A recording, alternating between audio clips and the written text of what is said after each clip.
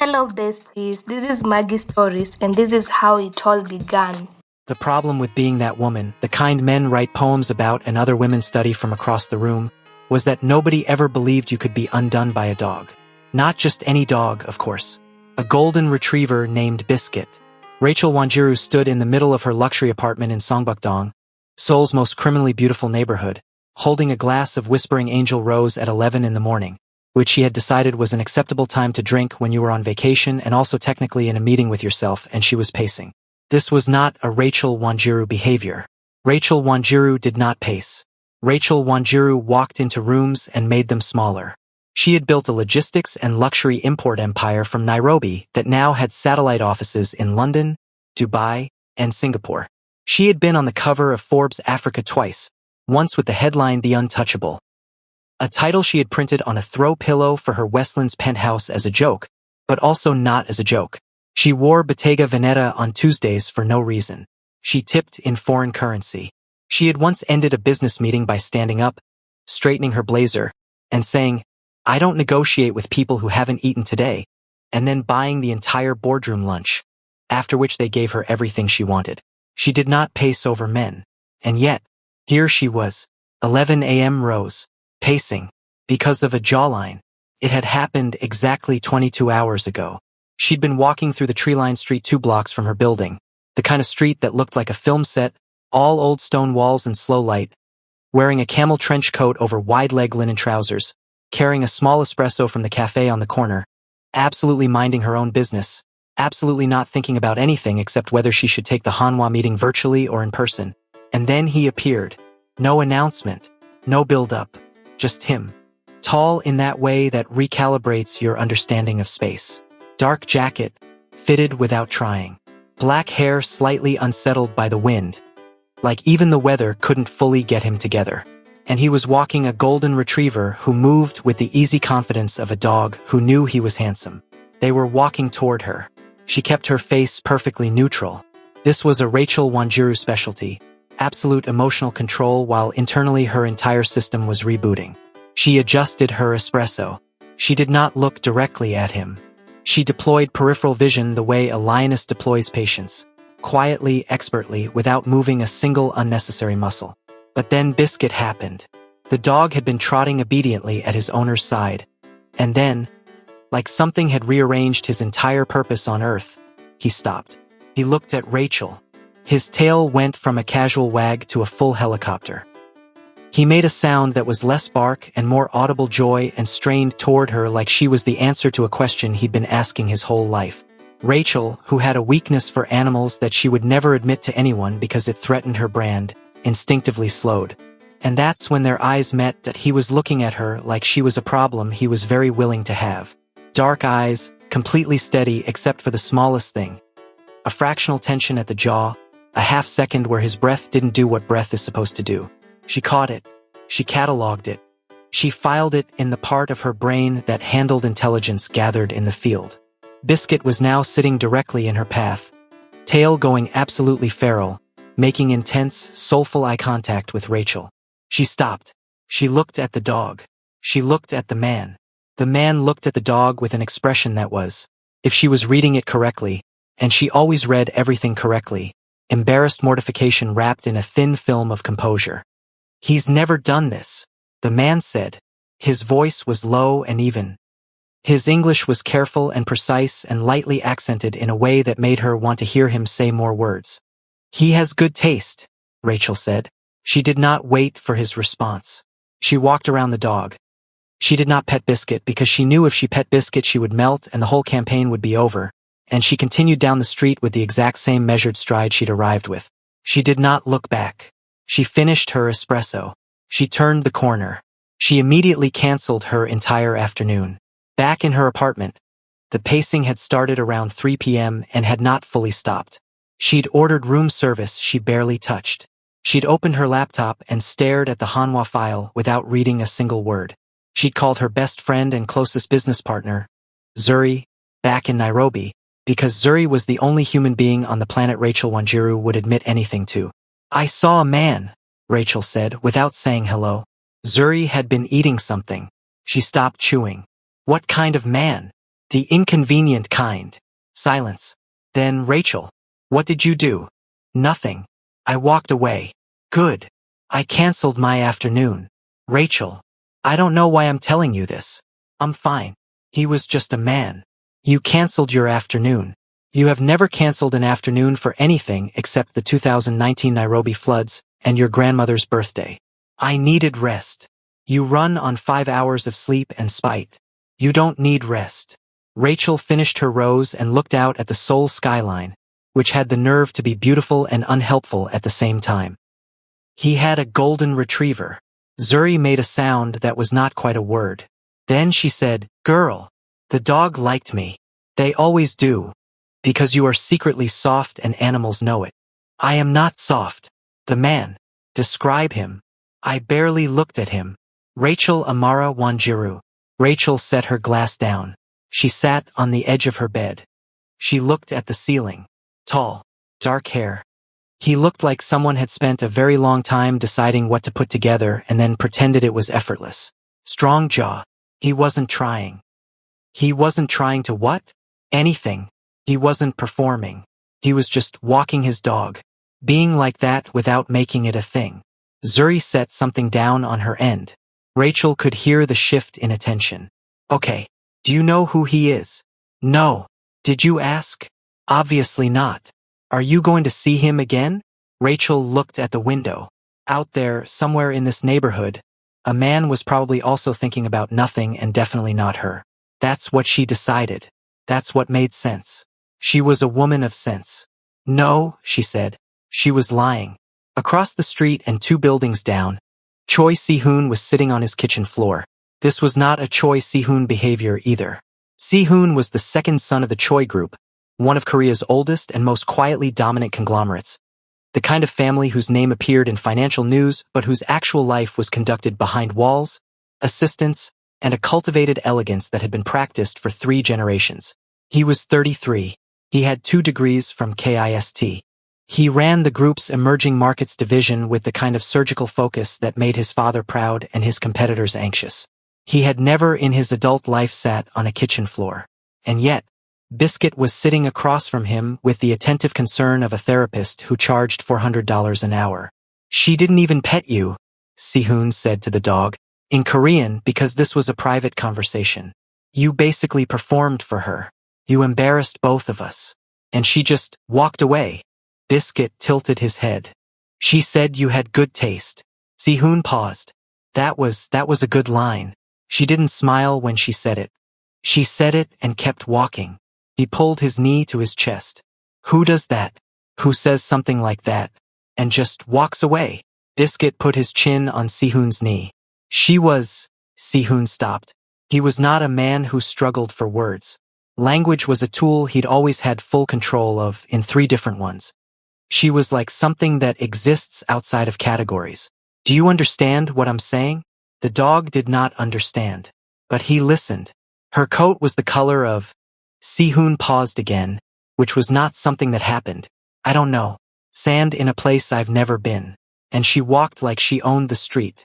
Not the aggressive kind. The actual kind. Like the street was honored.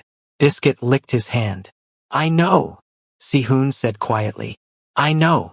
He sat there for another few minutes. His phone lit up twice. His assistant, the Zurich meeting confirmation, something from his brother, and he looked at none of it. He thought instead about peripheral vision and the way she hadn't fully looked at him even though he had felt, somehow, that she had seen everything. He stood up eventually. He fed Biscuit. He stood at his kitchen counter eating yesterday's juk cold from the container because heating it up required more presence of mind than he currently had. Then he went to the window. And across the street, on the 4th floor of the building diagonally opposite his own, a light was on. Si-hoon stood very still. He could not see her. He could not confirm it was her. All he could see was a rectangle of warm yellow light in a building he had never paid attention to before today. He stood there longer than he would ever tell anyone. The confirmation came the next morning, and it arrived with the precision of a universe that had decided to be dramatic about things. Rachel was leaving for her morning coffee run.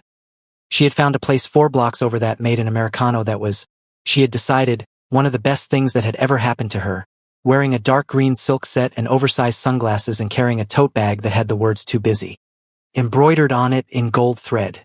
She stepped out of her building, and he stepped out of his. They saw each other at the exact same moment, from across the street, in the gold 8 a.m. light. Rachel's face did nothing. This was a conscious, deliberate, executive-level effort. His face also did nothing. She noticed this. She also noticed that he noticed her noticing. Biscuit, on a leash, looked across the street, saw Rachel, and lost his entire mind. The dog sat down, pointed at her with the focus of a hound who had found the thing, and made a sound that was basically a declaration. Sihun looked at his dog. He looked at Rachel. He looked like a man who had just been exposed by an animal and was deciding how to feel about it. Rachel put her sunglasses on. They were already on, so she adjusted them, which was close enough, and turned left. She walked away. She was smiling before she turned the corner. She put a stop to that immediately. Neighbors, she thought. Of all the streets in all of Seoul. She bought her Americano. She stood outside the cafe and called Zuri again. "He lives across the street," she said. Zuri screamed. Rachel took a sip of her coffee. "Please don't. Rachel, I said don't." But she was smiling again. She took the long way home. The jogging situation started innocently enough. Rachel had always been a runner. Not the obsessive kind who tracked splits and posted their route on the internet for praise. The private kind, the kind who ran because it cleared her head and because staying in the shape she was in did not happen accidentally, and she had no interest in pretending otherwise. She ran with intention. She ran with a playlist that started with Burna Boy and ended with something that had no business being on a workout playlist but felt right. Lately, some slow Afrobeats thing that made her feel like she was moving through warm water. She had established her evening jog route in the first week. Out of her building at 6:45, left on the main road, through the small park with the stone lanterns, up the hill, back down, home by 7:30. 45 minutes. Consistent. Clean. Hers. She had her route. She had her rhythm. She had the specific piece of a woman who had organized even her leisure into something efficient and untouchable. And then Choi Si-hoon discovered exercise. She noticed it on the third evening.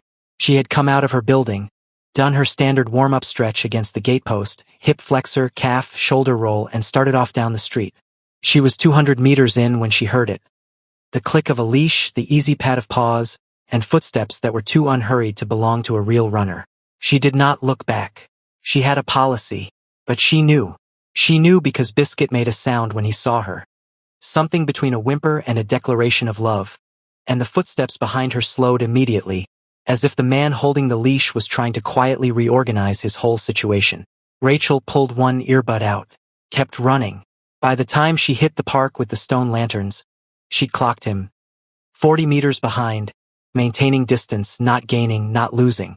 Walking, like he had accidentally decided to take his dog out.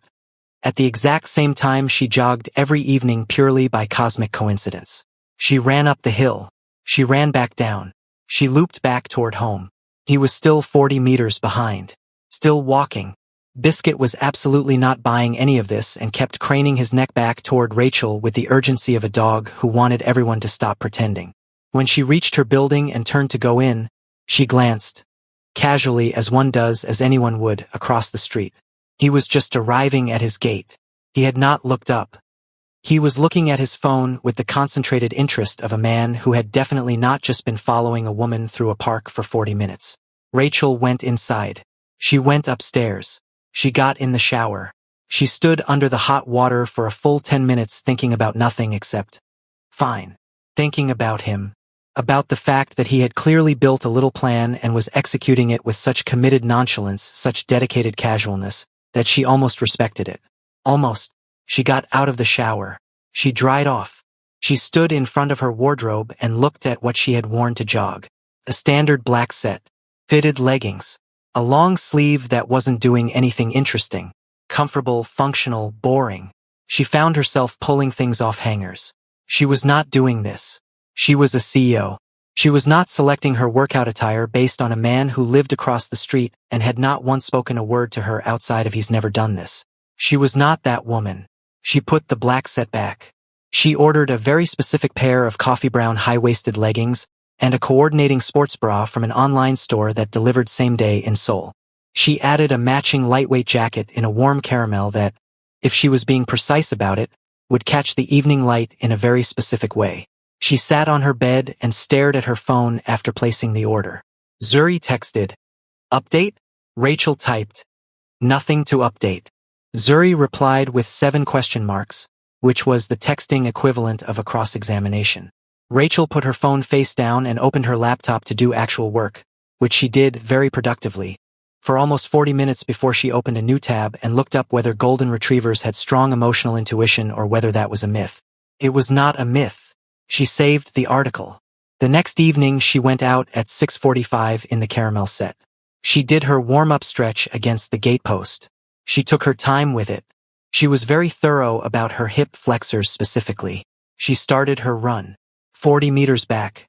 The click of a leash, the pad of paws. She did not smile. She ran.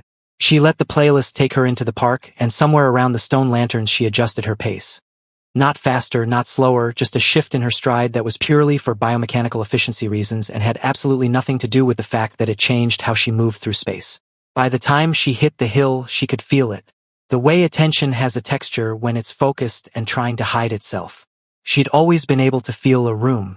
This was just a street. Same principle. She came back down the hill. She turned toward home. She passed within 15 meters of him on the return loop because the path narrowed near the lanterns, and they were almost side by side for a brief, excruciating 4 seconds during which neither of them said a word, and Biscuit looked at both of them like he was witnessing the most exhausting thing he'd ever seen. Rachel got home. She leaned against her closed front door and pressed the back of her hand to her cheek. She texted Zuri, "He follows me when I jog." Zuri, "Follow him back." Rachel, "Absolutely not. Zuri, you are going to die alone with good shoes."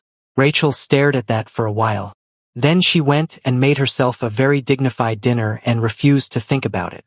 By the end of the second week, the silent evening encounters had become a ritual neither of them acknowledged, and both of them planned around with disturbing precision. Rachel knew what time he came out. He knew her route. Biscuit knew everything and had simply accepted that the adults in his life were going to handle this badly, and he was going to have to fix it eventually. Rachel had begun, and she would take this to her grave, rotating outfits. Not dramatically, not in an obvious way, but she had sourced, specifically for these evening jogs that were entirely about fitness and not at all about being seen, a dusty rose set that made her look like she'd been painted. A slate blue one that was cut in a way that her Nairobi trainer would have called criminal in a good way. A rich chocolate brown that matched her skin in the evening light in a way that required no further description. She had also, in a moment she refused to examine too closely, begun doing a very specific cool-down stretch at the end of her run, right outside her building gate where the light hit from the street lamp, that involved slowly rolling her shoulders and tilting her chin up to the sky like she was in a campaign for a luxury watch brand. She held it for exactly long enough to be noticed. She knew she was doing it. She was fully aware. She considered herself a woman of complete self-honesty, and so she allowed herself to acknowledge, "I am absolutely performing." She just didn't care. Because she'd also noticed things on his end that were deeply, deliciously funny if you had Rachel Wanjiru's capacity to observe without letting your face do anything about it. He had new shoes. This was not something he'd had the first evening. He'd been wearing what looked like casual sneakers, nice but incidental. Now he had running shoes. Actual technical running shoes. In a colorway that she suspected had been selected deliberately because it was a warm neutral that photographed well. She knew because she'd made similar choices this week and recognized the energy. He had also started doing actual light jogging instead of walking. Just enough to be credible. Just enough to be a man who was definitely out here for cardio and not for a Kenyan businesswoman in a dusty rose sports set. Biscuit jogged alongside him with the resigned loyalty of a dog who had committed to the bit even though he found it ridiculous. Rachel thought about all of this in her apartment after her run one evening, eating mango she'd had delivered. She would not eat substandard mango just because she was in a different country. She had standards, and she felt something happening in her chest that she was not fully prepared to name. She was enjoying herself. Not just the performance of it. The whole thing. The low-grade electricity of proximity to a man who wanted her attention and was too proud to simply ask for it. The way they'd built this wordless negotiation over 2 weeks that was more intimate in some ways than conversations she'd had with men she'd actually dated. She knew his schedule now. She knew Biscuit's moods. She knew that on Tuesdays he came out slightly later, probably a late call, and that on Fridays he sometimes paused at the top of the hill for a moment before turning back, like he was giving himself a minute before the weekend undid the structure of the week. She knew these things. She had learned them the way you learn things about people you are watching carefully while pretending not to. She suspected he knew similar things about her. This meant they were already something. They just hadn't decided what to call it. It was Si-hoon who broke first. This was, in hindsight, inevitable, not because he was weaker, but because he was more desperate, which in Rachel's experience were different things. She'd watched him escalate incrementally over the past 3 weeks. The new shoes, the jogging, the subtle increase in pace that brought him closer without closing the distance, the way he'd started taking slightly different angles through the park that created more natural near misses. She had matched every escalation with one of her own, keeping the gap between them perfectly calibrated, close enough to be felt, far enough to require more effort. She had underestimated his commitment. It was a Thursday, 6:52 p.m. The light was golden in the specific soul way that made everything look like a period film. Rachel was coming back through the park on her return loop, wearing the slate blue set, feeling good in the way a person feels good when they are healthy and well-rested and deeply entertained by their own life. She saw him ahead of her on the path, which was unusual. He was typically behind her, so either he'd come out early or taken a different entry into the park. He was near the bench by the large stone lantern, moving in her direction, Biscuit ahead of him on the leash. They were going to pass each other face to face for the first time. Rachel felt her internal systems do a quick recalibration. Face to face was different. Face to face required a choice. Acknowledge or don't. She had been operating in profile for 3 weeks. This was new geometry. She kept her pace. She adjusted her face to its neutral register. Pleasant, unbothered, self-contained. A woman jogging. Nothing more. She watched him see her. Watched his stride not change, which told her he was also prepared, also managing himself. They got closer. 20 meters. 10. And then Biscuit stopped walking. He had done this before, the sitting, the tail, the soulful stare. But this time it was different because this time he was facing Rachel directly, which meant when Si-hoon tried to keep walking past the bench the leash went taut and he was abruptly and very publicly anchored to a dog who had decided to make today the day. Rachel slowed. Biscuit looked at her. She looked at Biscuit. She looked at Si-hoon. Si-hoon was doing something with his face that she could only describe as a man, attempting to maintain composure while internally renegotiating everything. And then she would replay this moment later with the full delight it deserved. He did it. He went down. Not dramatically, not all at once. First his hand went to the bench armrest, gripping it. Then his knees bent. Then he lowered himself to the ground with the careful commitment of a man who had decided this was happening and had chosen to do it in stages. He was sitting on the ground within 5 feet of the bench, one hand loosely on the leash, his head dropping slightly forward. Biscuit looked at him, looked at Rachel, looked at him again, and then Biscuit, that golden, genius, treacherous creature, began to bark. Not an alarmed bark, not an aggressive bark. The specific bark of a dog who had been instructed by the universe to make this moment happen and was going to do it correctly. He barked in Rachel's direction with the focused urgency of a dog reporting an emergency. Rachel stood on the path and looked at this tableau. A billionaire heir sitting on the ground in technical running shoes, and his dog doing press relations, and felt something rise in her chest that she absolutely could not let out, which was laughter. She contained it. She walked forward. She crouched beside him. "Are you all right?" she asked. Her voice was composed, professionally concerned. She sounded like someone asking a question they already knew the answer to. He looked up at her. Their faces were close, closer than they'd ever been. His eyes were dark and currently doing something complicated, the specific expression of a person who has set a trap and is now sitting inside it and is somehow still glad. He opened his mouth. She kissed him. She didn't know why. She knew exactly why. It was the 3 weeks of it, the shoes and the route and the caramel set and the hill and the way Biscuit had known from the very first day and had simply been waiting for the rest of them to catch up. It was the jawline, which at this proximity was objectively not fair. It was the fact that he had sat on the ground for her, had folded his entire dignity in half and put it on a park bench, and something about that unlocked a door in her chest she hadn't known was waiting. She kissed him once. Brief, certain, She pulled back.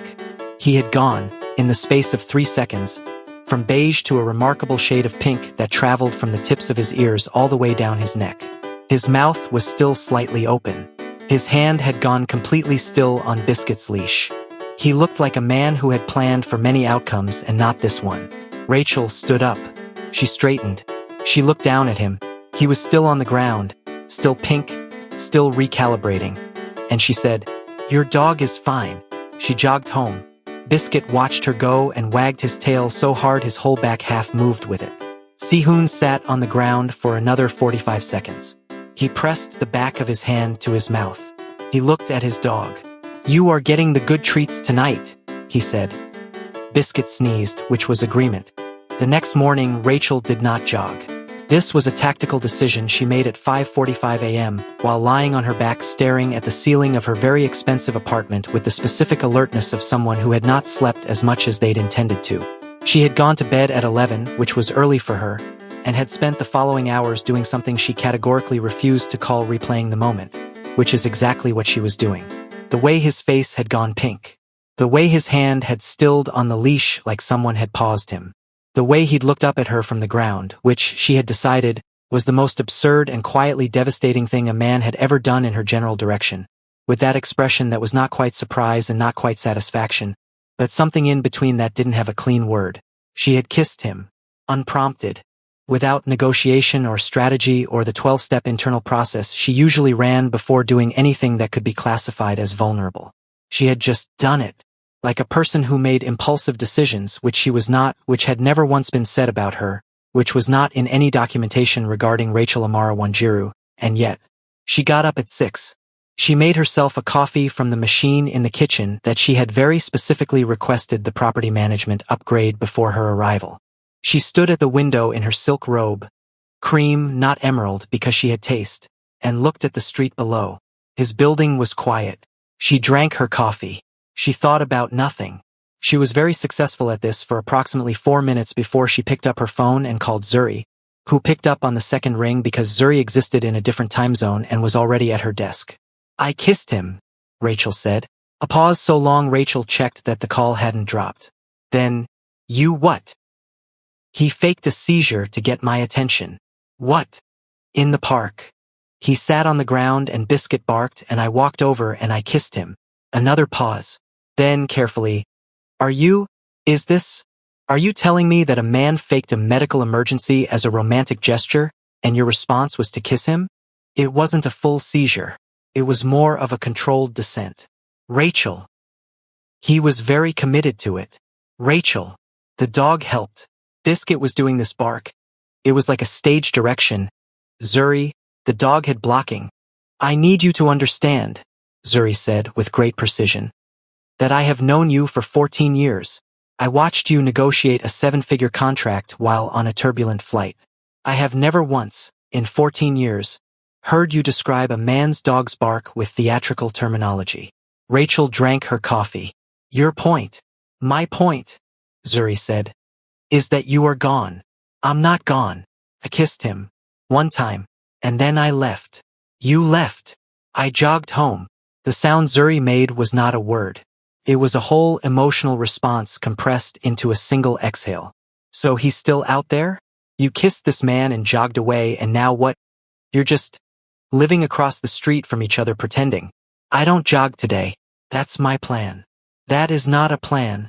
That is avoidance with cardio scheduling." Rachel set her mug down. She looked at the street again. Still quiet. "He'll come to me," she said, with the calibrated certainty she used in boardrooms when she had already decided the outcome of something and was simply waiting for the world to catch up.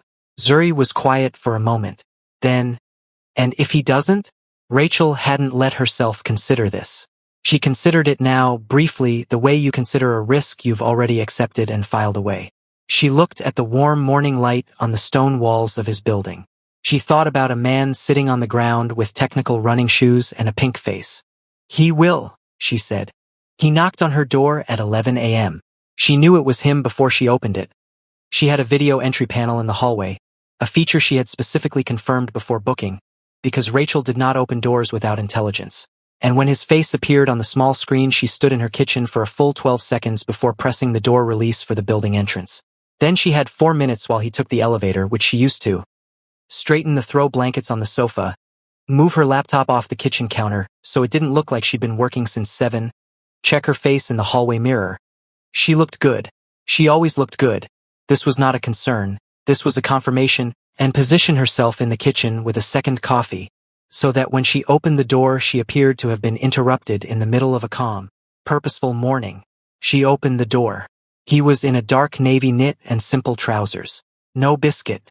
His hands were in his pockets in that way that meant he'd decided to put them there deliberately to have something to do with them. He had a paper bag from the bakery 4 streets over. The good one, the one she'd been to twice, which told her he had either done research or paid attention to where she shopped, and she wasn't sure which of those was more effective. He held it up. Peace offering, he said. Or apology. He paused. The tips of his ears went slightly warm. The park. Rachel opened the door wider. You'd better come in then, she said. Since you went all the way to Park Bakery. He came in. He clocked the apartment the way people with money always clock spaces, quickly, without making it obvious, taking an inventory that wasn't about value but about what choices had been made and what they said about the person who made them. She watched him notice. The way she'd rearranged the furniture slightly from its default configuration. A single large piece of Kenyan abstract art she'd shipped herself and mounted the second day she arrived because she needed something on the walls that was hers. The coffee station that had 4 different pour-over implements and a grinder that cost more than most people's flights. You redecorated, he said. I personalize, Rachel said. There's a difference. She took the bakery bag. She opened it. 2 almond croissants, a small container of yuzu curd, and a coffee financier that was her specific order from that bakery, which she had bought exactly twice, both times paying cash, both times alone. She looked at him. You paid attention, she said. He didn't pretend otherwise. You go on Wednesdays and Saturdays. You always get the same thing. You watched me go to a bakery. You watched me buy running shoes. Rachel set the bag on the counter. Something in her chest shifted in a way she chose not to name yet. She turned to make him a coffee because it gave her something to do with her hands that wasn't reaching for him. Sit, she said. He sat at the kitchen island. He had the composure of someone who had decided, walking over here, exactly how he was going to play this, measured, unhurried, giving nothing away, and was now discovering that being in her kitchen while she made him coffee was doing something to that plan from the inside. She set the coffee in front of him. She sat across the island with her own. She tore a piece of the almond croissant. She ate it. Your name, she said. Choi Si-hoon. Rachel Wanjiru. He nodded. I know. She raised an eyebrow. The building concierge, he said without apology. I asked the first week. You asked the concierge. You were jogging away from me at high speed every evening. I needed options. She laughed. It came out before she could architecturally manage it. Not her polished social laugh, the real one. The one that was shorter and more sudden and gave away that something had genuinely landed. She covered it by taking a sip of coffee. But the corner of her mouth had already done what it did. Si-hoon watched her with the expression of a man who had just won something small and was trying to be reasonable about it. The seizure, Rachel said. He had the decency to look slightly pained. I had other plans. They didn't work. What were the other plans? Dropping Biscuit's leash so he'd run to you. That was the plan? Lose control of your dog. Controlled loss. He would have gone directly to you. You would have had to hold his leash. We would have. He made a small gesture that indicated this would have led naturally to conversation. It required trusting Biscuit. And you didn't trust Biscuit. I trust Biscuit completely. I didn't trust myself not to. He stopped. Not to what? He looked at her with the directness that she had noticed from the very first second. Across a street, in the morning light. Not to be obvious about it, he said. If he ran to you and you were holding his leash, you would have been close and I would have. I thought I might not handle that well. The honesty of it landed on the counter between them like something placed carefully down. Rachel tore another piece of croissant. She was quiet for a moment, which was not avoidance. It was processing, which she did quickly and privately. She had not expected the honesty. She had expected maneuvering. Matching maneuvering was something she could do indefinitely. Honesty was a different material. It required a different tool. You could have just knocked on my door, she said. Would you have opened it? She considered lying. She was very good at lying. Not morally, she didn't lie about things that mattered, but socially, strategically, she had full access to a range of statements that were technically adjacent to the truth. She could have said maybe. She could have said I don't open doors for strangers. Both would have been defensible. Yes, she said. He was quiet for a moment. I didn't know that. You do now. They ate the croissants. He finished his coffee and she made him another without being asked because the cup was empty and it was there and it gave her an excuse to move. They talked. Not carefully, not with the managed distance of two people deciding how much to reveal, but with the ease of people who had already spent 3 weeks learning each other in silence and now just needed to add words. She found out. He had studied in the UK for 2 years and had strong feelings about British weather that she agreed with completely. He had taken over the emerging markets division of the Choi Group at 30 and spent the first year being underestimated by every partner on the continent. He had gotten biscuit during a particularly isolated period of his life, 2 years ago, and credited the dog with a level of emotional recovery he was slightly embarrassed to quantify. He had been to Nairobi once, briefly, for a conference and had thought about going back. She told him. She had started her company at 26 with one contract and a contact she'd cultivated for 3 years before calling in. She traveled to Seoul 4 times a year and had been doing it for the better part of a decade. She had decided at the age of 9, watching her mother negotiate with a supplier at their family shop in Westlands, that she was going to be the kind of woman who never needed anyone to advocate for her in a room. And? He said. And what? Are you? She looked at him. I'm the one in the room, she said. Always. He looked at her the way you look at something you've been trying to see clearly and have finally gotten into the right light. I believe you, he said. It wasn't flattery. It was an assessment. She believed that he meant it. That was the thing about this man that she had not fully prepared for. Not the jawline, not the shoes, not the absolute commitment of a man willing to perform a controlled descent to the ground in a public park. It was that he said things and meant exactly them. No more, no less. She had spent 15 years in rooms full of people who said things they didn't mean and meant things they didn't say, and she had become expert at the translation. Si-hoon required no translation. This was, she decided, either very convenient or very dangerous. Probably both. The first date happened 4 days later and was, by any objective measure, a disaster, which meant it was perfect. He had asked, on the second day of bakery counter conversations that had stretched past 2 hours each time, whether she'd let him take her somewhere. Not a restaurant. He was specific about this. Somewhere she hadn't been yet in Seoul. She said yes. She also said, if it's a Han River picnic situation, I will walk into the water. He had looked genuinely confused. Why would I know? Just confirming. He took her to a private ceramic studio owned by a friend of his family, tucked into a narrow alley in Insadong, that wasn't open to the public and had the specific quiet of a space that took itself seriously. The kind of place that smelled like earth and kiln heat and time.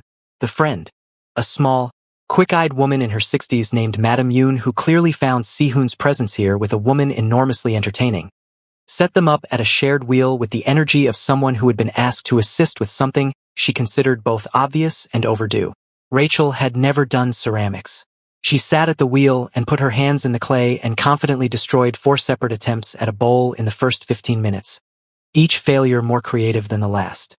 The third one developed a structural lean that Madame Yoon described, diplomatically, as very modern. The fourth one simply gave up entirely and collapsed into itself in a way that Rachel chose to find philosophical. Si-hoon was next to her, working on something that was taking shape with the quiet focus of a man who had done this before and wasn't making a thing of it. You've done this, Rachel said, looking at his bowl, which had walls. A few times, he said. Your bowl has walls. Walls are achievable. Mine keeps, she gestured at the abstract situation in front of her, expressing itself. You're gripping too hard, he said. He reached over, carefully, asking with his posture before his hands, a small check, and placed his hands over hers in the clay. Like this, let it move a little. You're not trying to control it. His hands over her clay-covered ones was, objectively, not a complicated thing. Potters did this. It was instruction. It was the completely standard ghost pottery situation that had been a cinematic shorthand for decades, and Rachel was fully aware of this framework and the implications of being inside it, and yet, she let the bowl move. It wasn't perfect. It was uneven in a charming, deliberate-looking way that she suspected was more accident than art. But it had walls. It stood up. Madame Yoon, passing behind them, said something in Korean that made Si-hoon's ears go pink, and when Rachel looked at him for translation he said, simply, "She says it has character." What did she actually say? He kept his eyes on the clay. She said finally. Rachel looked at Madame Yoon, who was across the room not watching them with elaborate innocence. She looked at Si-hoon. She looked at her uneven, character-having bowl. She left her hands in the clay a little longer than necessary. They walked back through Insadong in the early evening, which was the hour when that neighborhood decided to be its most beautiful, all warm lantern light and slow foot traffic and the smell of street food from the stalls setting up for the night. Rachel had clay under her fingernails that she had made no attempt to fully remove because it felt like evidence of something. Si-hoon walked beside her, not ahead, not behind, at the exact pace she set, which she noticed and said nothing about. They passed a stall selling hotteok, the sweet-filled pancakes that came out of the griddle hot and slightly crisp on the outside and absolutely catastrophic to eat elegantly.